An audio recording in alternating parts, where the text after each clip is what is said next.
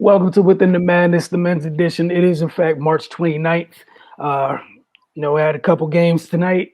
Teams trying to get their way into the Final Four, man. One team already clinched their way there. We got a game that just started a little while ago. 8 minutes left in the first half, but got to let you know what happened last night. Um, it took an extra period, but the Bruins beat the Crimson Tide 88-78.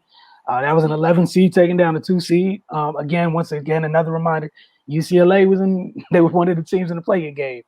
As Ray's mentioned several times, they still dancing. Their entire starting five scored in double figures. Jocks Jr. and Bernard had 17 apiece, and then Petty Jr. led Bama with 16 points and 5 rebounds. On the west side of things, USC took down Oregon 82-67. White had 22 points, 5 rebounds. Then the Mobley brothers combined for 23 and 14. Omarui led the Ducks with 28 points and 10 rebounds. Going on currently, we got a 1-3 matchup in the South region. That's Baylor taking on Arkansas. Baylor's off to a really, really good start. It's 36-20. Baylor is trying to get to the next round. Earlier tonight, Houston held off Oregon State in that matchup, 67-61. Dejan led the Cougs with 10 points, 8 rebounds, 8 assists. Maurice Kalou led Oregon State with 13 points and 5 rebounds. I'm going to pull up the clips and hear what you guys have to say about that earlier game. I just felt like Oregon State couldn't really defend Houston guard trio. Quentin Grimes, Marcus Sasser, and DeJon Jarreau. They couldn't do nothing with them because they were on attack from opening tip.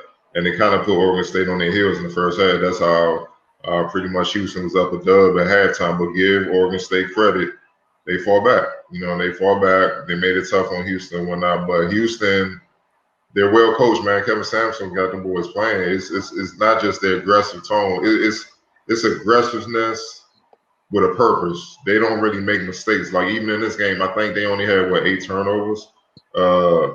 Houston only had 8 turnovers. They had 17 assists on 20 made field goals. They attacked so much they got to the free throw line, got 24. They shot 16 to 24 from the free throw line. It's little things like that where they beating you don't even realize it. And on top of their defense is they're one of the best defensive teams in the country, and they have been all season. They've been right up there with the Florida States and Baylor's and whatnot. You know what I mean? So with that, they got 3 guys that can go get a bucket at any time. It's tough to defend. Remember what we keep saying? Guard play. Everybody don't have that.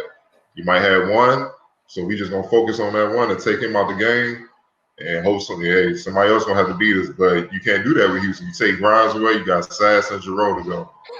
They got options. You know what I mean? So, and they all 3 different type of guards. I think obviously Quentin Grimes is the best out the 3, but Jarreau ain't no slouch, and Sass ain't no slouch. He's 6'1", but he's a blur. He's tough. He's super athletic, and he'll put points on the board in a hurry. So I think that's just what it was, man. Even though Oregon State was way more efficient, Houston was just relentless, man, and they found a way. And that's at this stage in the tournament, that's all it's about: survive and advance, man.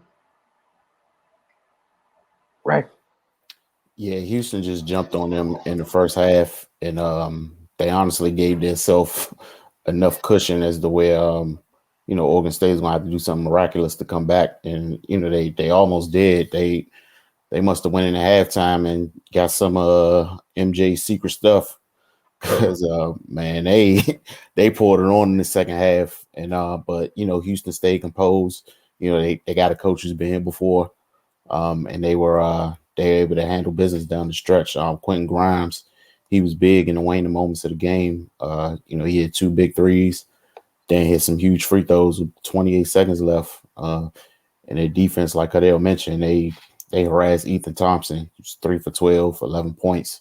When you force somebody's best player into that type of game, you got a pretty good chance of winning. And Houston, they weren't efficient. They didn't shoot well. They shot at 32% from the field. They had 19 offensive rebounds. So you kind of cleaning up your own mess and and canceling out those mistakes or what have you. So you know, man, Houston, they pretty much just cover all the bases, man. And when you're well rounded like that, you know, you can kind of make up ground. Like tonight they had an off shooting night, but their defense was on point. You know, and they were still able to produce from their main guys, and they hit the boards. So, I mean, the more boxes you check, the more likely it is that you're gonna win the game. You know, and then and having a 3 guard trio like that is it's hard to defend, man. It's like when Illinois had D Brown, Luther Head, and Darren Williams. Like teams not equipped to deal with that. So yeah, man. I'm gonna pray for whoever they gotta play next because you know with them dudes coming at you, and then on the other end they strapping up too.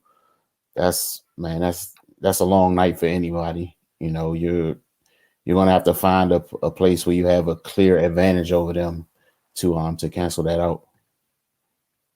All right, just a quick update with Baylor and Arkansas.